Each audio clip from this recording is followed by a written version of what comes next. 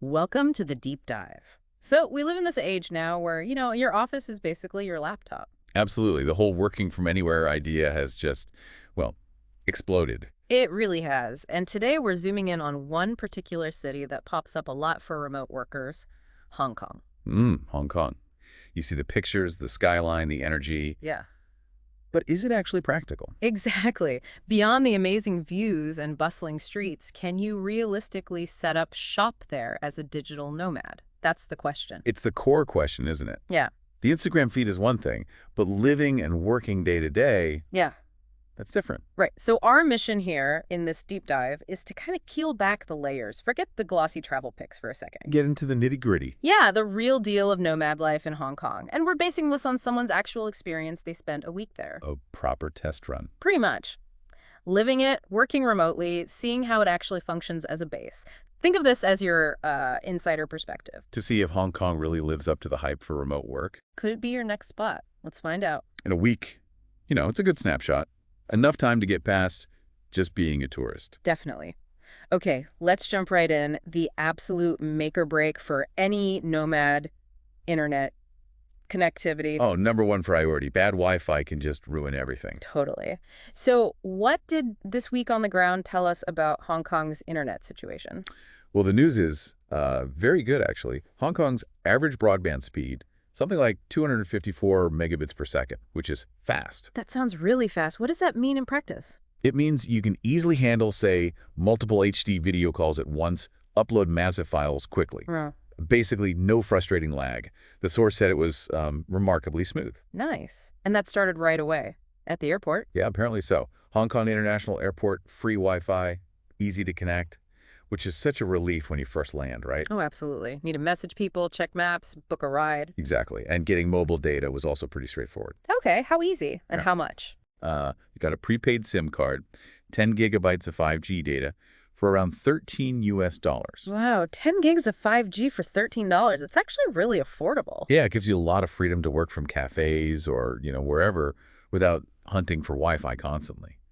5G just means it's the latest, fastest mobile connection, much smoother streaming and calls on the go compared to older tech like 4G. Good to know. And back at base camp, they stayed in an Airbnb in Causeway Bay, which is like right in the thick of it. Yeah. Super central, yeah. And the Airbnb had fiber optic Wi-Fi, clocked in at 300 milliday piece. Even faster. Yep, solid, reliable, no issues with video conferences, big file transfers, anything like that. So connectivity, big tick for Hong Kong. Okay, great start. Internet sorted. But the next biggie, finding a place to stay. Hong Kong has this reputation, doesn't it, for being expensive. It does, yeah. And accommodation is often a big part of that perceived expense. So what did our source find? Is it impossible on a budget? Not impossible, it seems, but you need to look around. They found a range of options. Right. So their place, the Airbnb studio in Causeway Bay, was about $77 a night. Around that, yeah. Gives you a benchmark for a short-term central spot. Decent, but not super cheap. And for longer stays? Well, they looked into service departments, co-living spaces. Places like Weave Studios came up. Monthly rates starting around $1,280 US. Okay, still a chunk of change, but maybe worth it for the convenience. Often includes cleaning, maybe workspace access. Exactly. Those often bundle things together, which can appeal to nomads looking for ease and maybe some built-in community. But what if that's still too steep? Any really budget options? Yeah, definitely. Hostels, shared flats. Yeah. You can find places starting from maybe $26 US a night. Ah. Okay, so there is a spectrum. It's not all high-end condos. No, absolutely not. It just means you need to do your homework, figure out your priorities, location versus space versus cost. Makes sense. So connectivity is good. Accommodation is manageable with research. What about actually getting work done? Co-working spaces. Right. Often super important for nomads. It's not just about a desk, is it? It's community focused. Getting out of the Airbnb sometimes. Totally. And the report painted a picture of a really vibrant co-working scene in Hong Kong. More than just Wi-Fi and a chair. Like centers for networking. Exactly. Places to meet people, maybe find collaborators. Especially useful if you're new in town. So where do they check out? One was the Hive in Shenzhen. Day pass was about $32 US. And the vibe? Described as modern, energetic, and, crucially, unlimited coffee. Always a selling point. Definitely. But also, they mentioned regular networking events. Apparently, they spoke to a graphic designer, Sarah, who actually got clients through those events. Oh, wow. Okay, so real opportunities there. Seems like it. Then they visited WeWork in Wanchai. WeWork, okay. Bit more corporate, maybe. Possibly, but this one apparently had amazing views over Victoria Harbor. Ergonomic chairs, too. Day pass a bit more, like $38. Views are nice. What else? They had a whole calendar of Mm, events, yoga classes, happy hours. Suggest they're really trying to build that community feel beyond just work tasks. right. Fostering well-being and connection. Yeah. And they mentioned a developer, Alex, who just felt really inspired by the energy there. Plus, for longer stays, monthly memberships are more economical than day passes. So it sounds like the co-working scene is pretty strong, not just functional, but actually quite dynamic. Yeah, it seems like a real asset, a Yeah. place to be productive but also connect, which is, huge for nomad life. Definitely helps you feel less isolated. Precisely. Kind of a professional anchor in a new city. Okay, connected, housed, got a place to work. But how easy is it just moving around, getting from A to B every day? Let's talk transport. This is where Hong Kong really, really shines. The infrastructure is just top-notch. The MTR, right. The Yeah, subway system. exactly. The mass transit railway. The report just raves about it. Efficient, clean, affordable, and the network is massive. Covers pretty much everywhere you'd need to go. And cheap. You said affordable. Yeah, fares starting from around like 64 US cents. Super budget friendly for getting around a major city. That's amazing. And didn't they mention the octopus card? Oh yeah, the Octopus card is brilliant. It's a reloadable card you just tap for everything. MTR, buses, trams, ferries.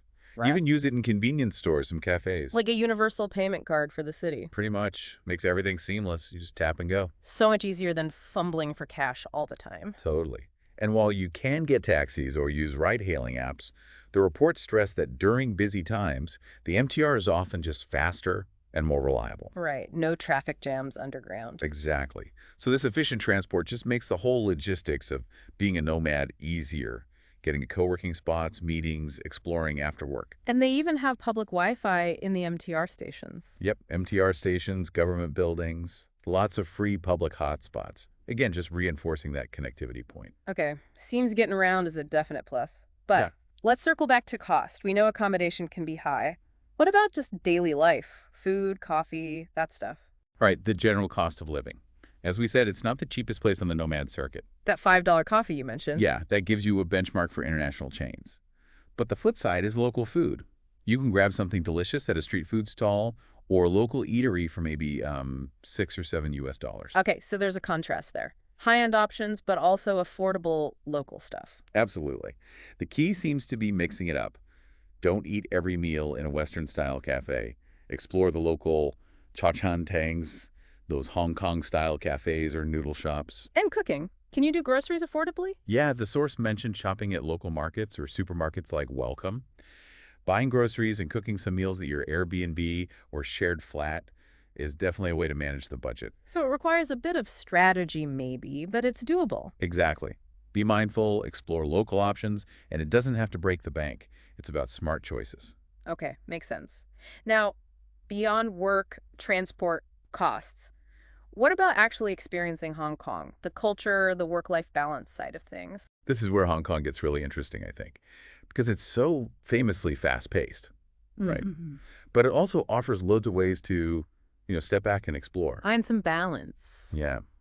The source mentioned visiting Wong Tai Sin Temple, beautiful gardens, intricate buildings, a real moment of calm amidst the city buzz. Nice contrast. Definitely. And then exploring PMQ, that's a cool spot.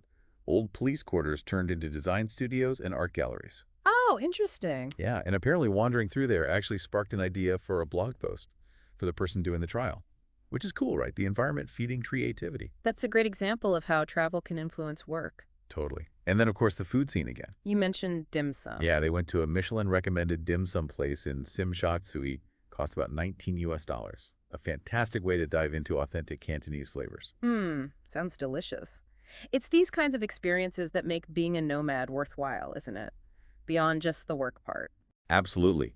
It's that blend, the deep Cantonese traditions, mixed with all the international influences. It creates something really unique.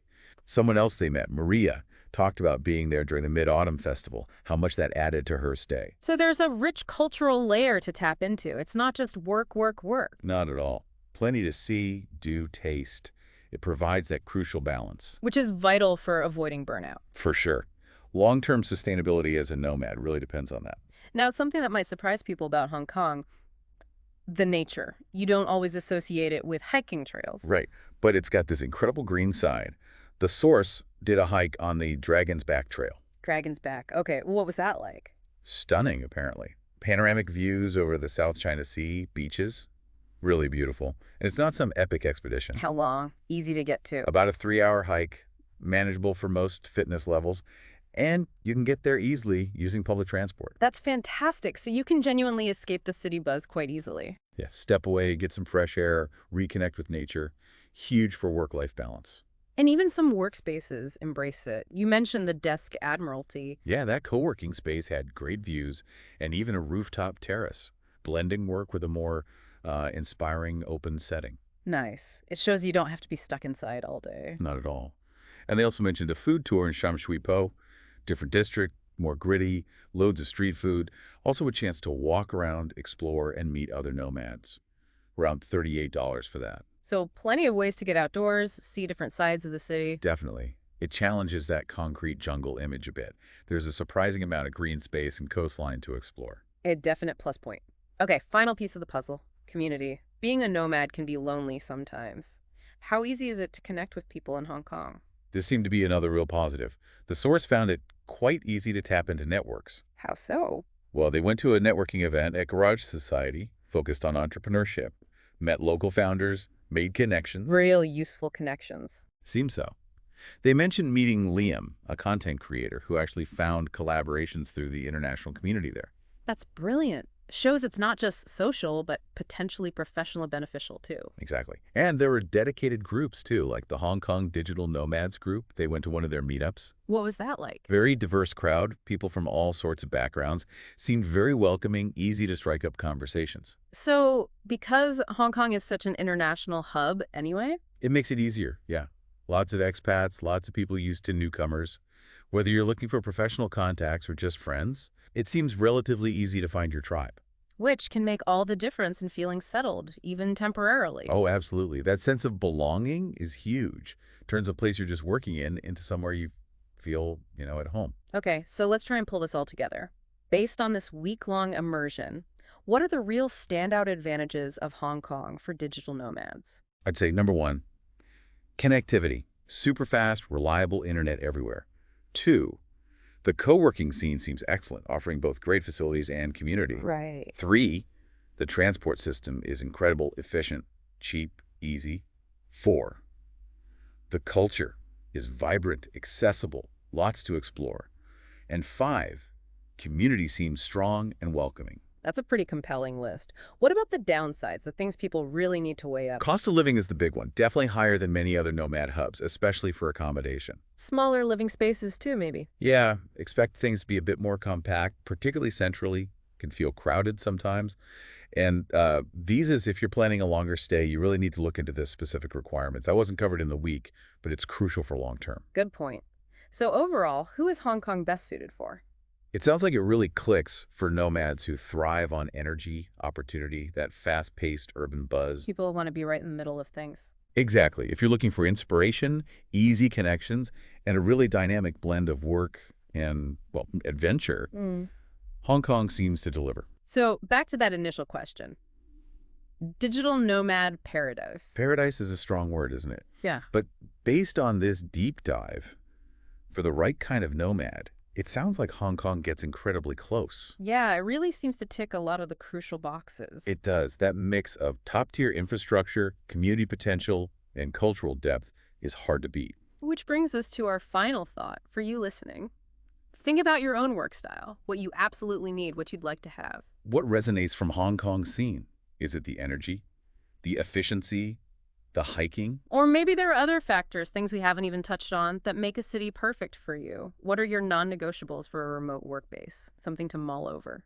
Definitely worth considering what your personal must-haves really are. Thanks for taking this deep dive into Hong Kong with us today.